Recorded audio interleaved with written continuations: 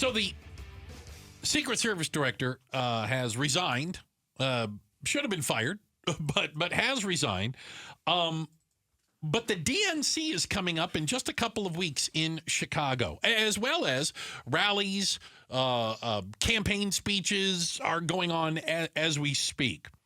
Is the timing bad?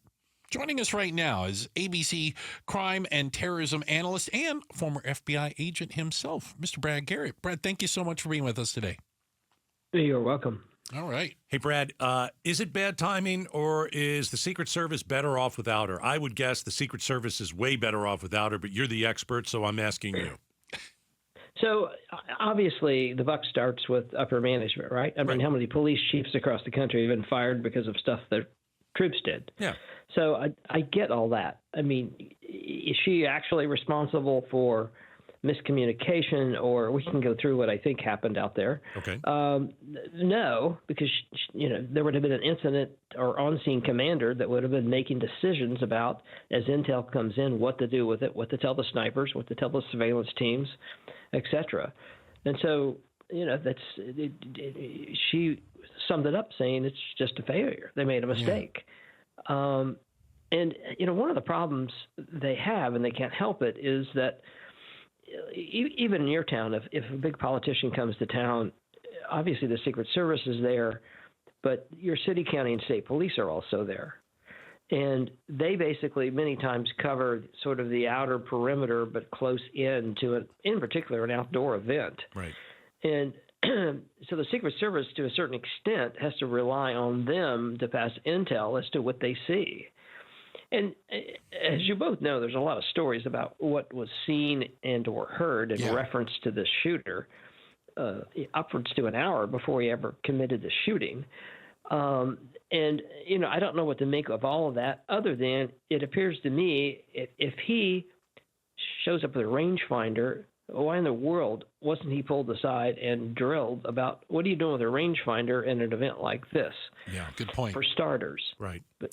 But beyond that, it looks like to me it's all a breakdown of communication. I don't know if it's bad radios. I don't know what the situation was, but he was on the roof way too long.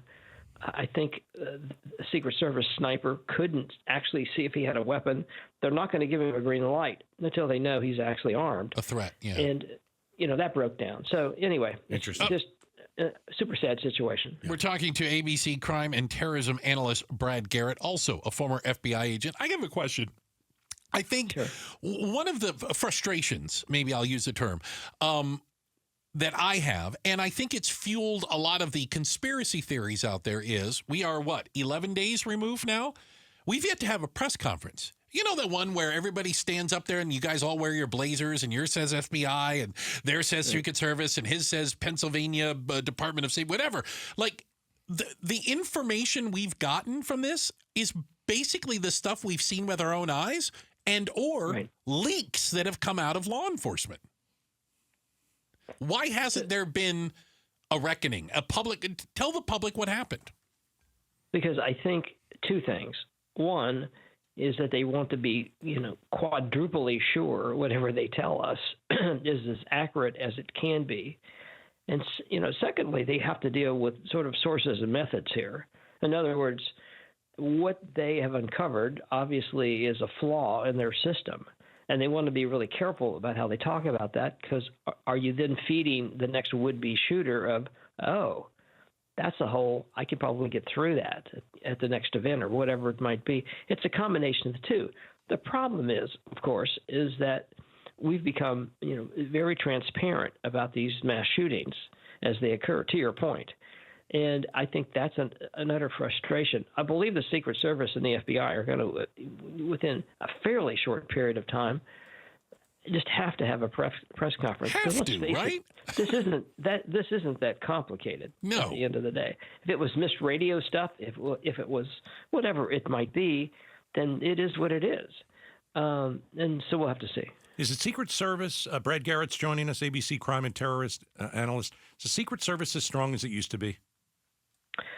Well, I think it depends on who you talk to. I mean, Secret Service was in Treasury for years. and they weren't part of a huge bureaucracy. When we created DHS, which is just an unbelievably monolith big outfit. Yeah, exactly. The Secret Service then had to deal with the bureaucracy of that, I'm sure, for money, for whatever it might be. So is there some frustration there? I think the answer is yes. The issue with these kind of events is that, there's always a built-in vulnerability, right? I mean, somebody could figure out one thing, and this kid, let's face it, wasn't very good. He just got lucky, is the bottom line here. Yeah. But he did. He pulled it off. He lost his life, but he still pulled it off. And so at the next event, will every outbuilding be covered in such a way that probably a sniper can see the top of every building? The answer is probably yes. And I suspect they're going to hope that there'd be more events indoors because it cuts down, obviously, in these outward areas in open air of a potential shooter. So we'll see what they do with that. All right, Brad Garrett, ABC crime and terrorism analyst. Brad, always great to have you on. Thanks for the expertise. We appreciate it. You're welcome. Take care. All right, so disgraced Secret Service director. She is out.